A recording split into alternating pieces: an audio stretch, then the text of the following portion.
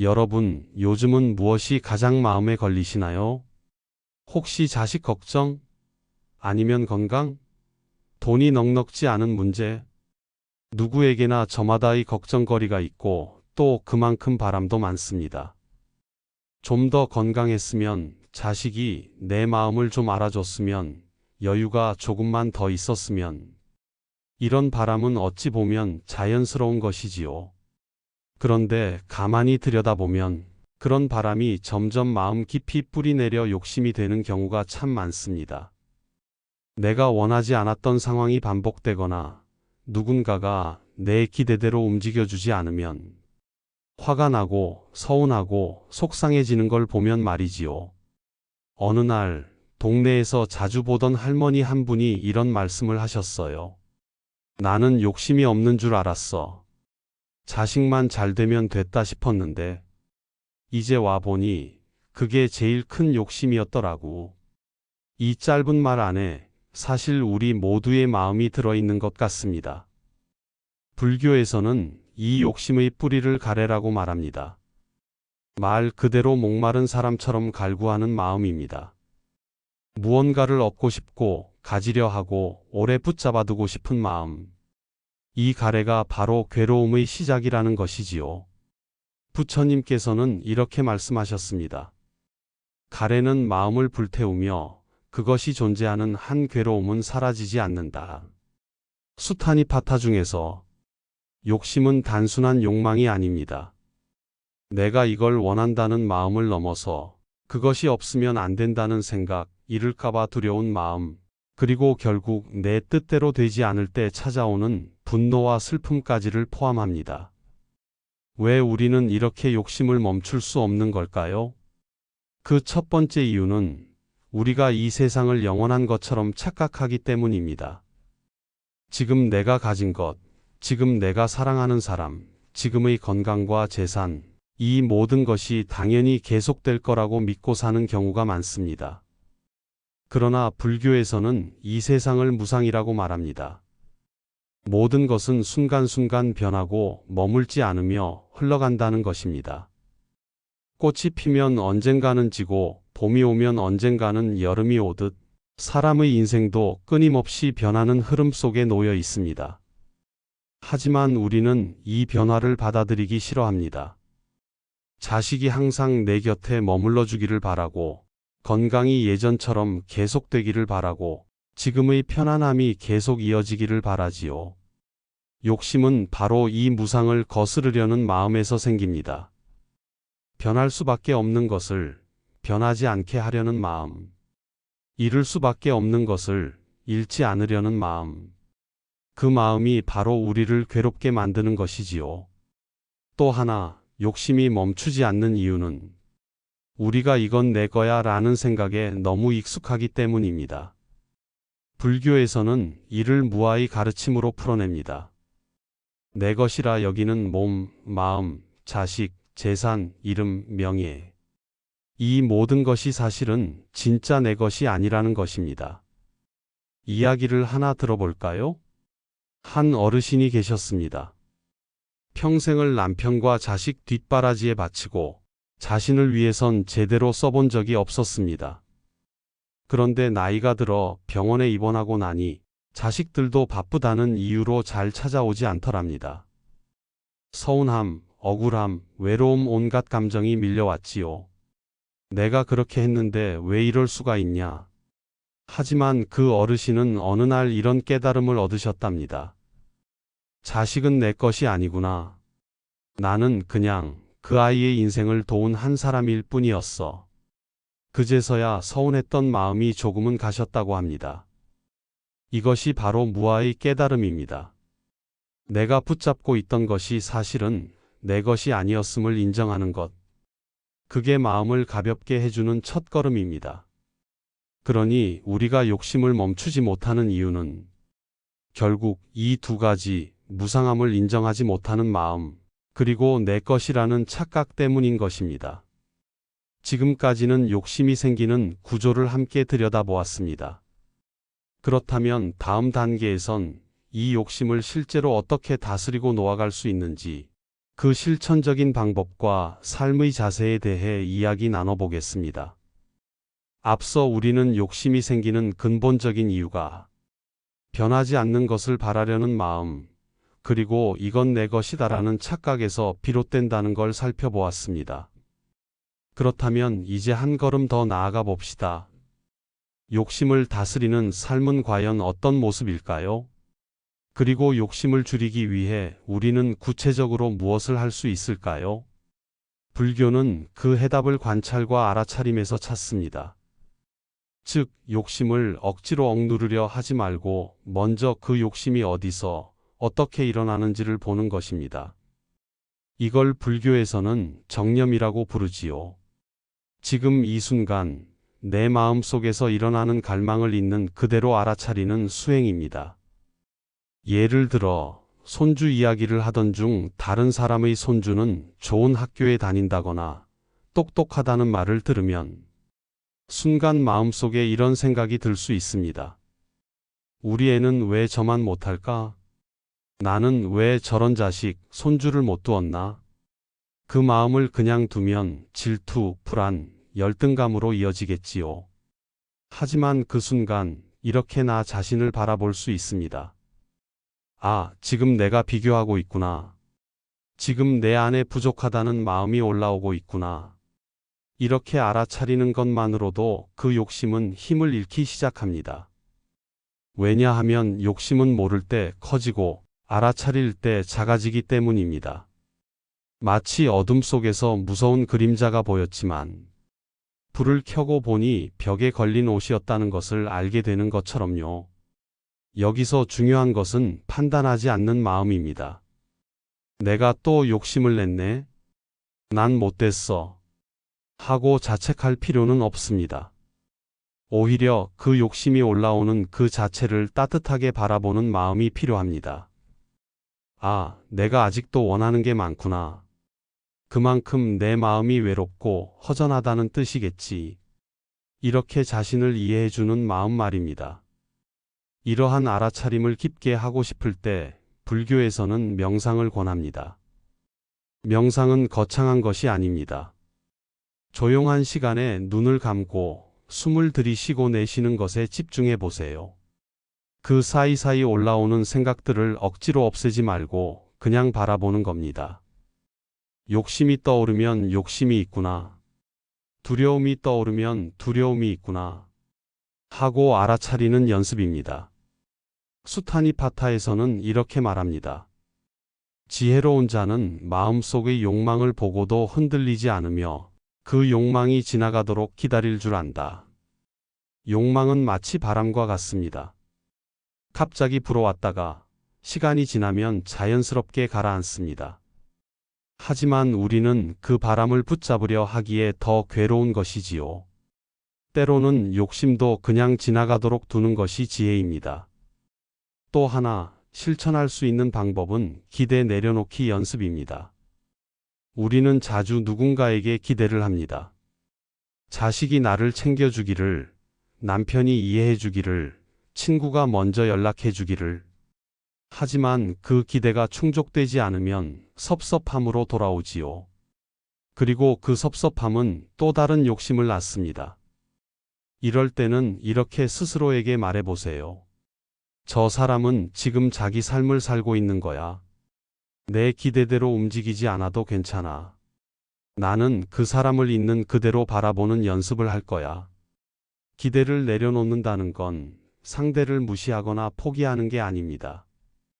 오히려 그 사람을 있는 그대로 존중하는 태도입니다. 내 뜻대로가 아니라 그 사람 뜻대로 살 수 있도록 놓아주는 것. 그게 진짜 사랑이고 비움의 시작입니다. 불교에서는 이처럼 마음을 다스리는 작은 실천 하나하나가 곧 수행이라고 말합니다. 절에 가서 불을 밝히고 경전을 읽는 것도 수행이지만 평범한 일상에서 나의 욕심을 한번 내려놓는 그 순간도 가장 값진 수행이 될 수 있습니다. 예를 들어 누군가 내게 서운한 말을 했을 때 그 자리에서 바로 따지거나 마음을 닫는 대신 잠깐 침묵을 가져보는 것. 왜 그랬을까? 대신 내가 왜 이렇게 흔들릴까? 를 생각해 보는 것. 이 모든 것이 바로 욕심을 내려놓는 삶의 연습입니다. 마음속에서 나만 옳다, 내가 옳은 대접을 받아야 한다는 생각이 사라질 때 비로소 우리는 자유로워집니다. 그리고 그 마음의 자리에 고요함과 따뜻함이 찾아옵니다. 지금 이 순간 여러분은 무엇을 욕심내고 있나요? 그것을 잠시 내려놓는다면 어떤 마음이 찾아올까요? 불교에는 아주 중요한 가르침이 있습니다. 바로 연기라는 말입니다. 연기는 이렇게 말합니다. 이것이 있으므로 저것이 있고 이것이 사라지면 저것도 사라진다. 쉽게 말하면 세상에 홀로 존재하는 것은 아무것도 없고 모든 것은 서로 얽히고 의지하며 존재한다는 뜻입니다. 예를 들어 밥 한 그릇도 그렇습니다. 쌀이 자라기 위해서는 흙과 물과 햇빛이 필요하고 그 쌀을 거두기 위해 농부의 손길이 있어야 하며 그것을 시장에 내고 밥을 지어주는 사람까지 수많은 인연이 모여야 비로소 내 밥상 위에 놓이게 됩니다.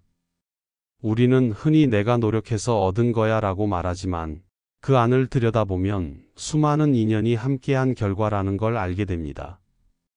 이처럼 연기의 관점으로 세상을 바라보면 내 것이라는 집착이 조금씩 옅어지게 됩니다. 내가 이룬 것 같았던 성공도, 내가 지켜야만 한다고 믿었던 관계도 내 힘만으로 된 것이 아니며 모두 인연 따라 생겨난 것일 뿐이라는 걸 깨닫게 되는 것이지요. 이 연기의 가르침은 욕심을 놓는 데에 큰 도움이 됩니다. 왜냐하면 우리가 그렇게 갈망하던 것도 사실은 수많은 조건이 맞아떨어져 잠시 머물러 있던 결과일 뿐이기 때문입니다. 한 어르신의 이야기를 소개해 볼까요? 이 어르신은 평생 동안 동네에서 작은 가게를 운영해 오셨습니다. 손님들과 정을 나누고 이웃들과 인사를 주고받으며 소박하지만 따뜻한 삶을 살아오셨지요. 그런데 어느 해 갑작스러운 병으로 가게를 그만두게 되었습니다. 처음엔 너무 억울하고 허탈했다고 합니다. 내가 얼마나 이 가게를 지켜왔는데 이걸 그냥 놓아야 한다니. 하지만 시간이 흐르면서 그분은 이렇게 말씀하셨습니다. 가만히 생각해 보니 이 가게도 내 덕만으로 된 게 아니더라고요. 물건을 공급해 준 사람, 늘 찾아준 손님들, 매일 날씨가 도와준 날들, 그게 다 인연이었어요. 이젠 떠나보낼 때가 된 거지요. 이것이 바로 연기의 지혜입니다. 내가 이룬 것이 아니라 인연이 만들어준 것임을 아는 마음. 그 마음이 생기면 우리는 욕심 대신 감사가 생깁니다. 또한 불교에서는 이 연기를 바탕으로 더 큰 깨달음을 이야기합니다. 그것이 바로 지혜, 반야입니다.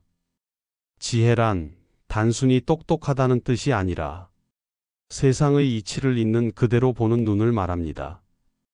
변하는 것은 변한다고 받아들이고 사라지는 것은 사라질 수밖에 없다고 인정하는 마음. 그게 바로 지혜이지요. 우리는 살아가면서 계속 무엇인가를 소유하려 합니다. 건강을, 사람을, 돈을, 명예를. 그러나 진정한 지혜는 이렇게 말합니다. 가지려 하지 말고 다만 그 순간을 살라. 소유보다 더 중요한 것은 깨어있는 삶입니다. 지금 내가 어디에 있는지, 무엇을 하고 있는지, 어떤 마음을 품고 있는지를 아는 삶. 그 순간이 충만하다면 우리는 더 이상 무엇을 움켜쥐지 않아도 괜찮습니다. 욕심을 놓는다는 건 무언가를 포기하거나 삶을 포기하는 것이 아닙니다. 오히려 나를 더 깊이 사랑하는 길입니다. 왜냐하면 욕심은 결국 나 자신을 지치게 하고 내 마음을 병들게 하니까요. 여러분도 혹시 이런 생각을 해본 적 있지 않으신가요? 내가 이걸 너무 붙잡고 있는 건 아닐까?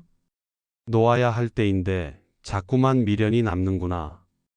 그 마음이 드는 순간이 바로 지혜의 문 앞에 선 순간입니다.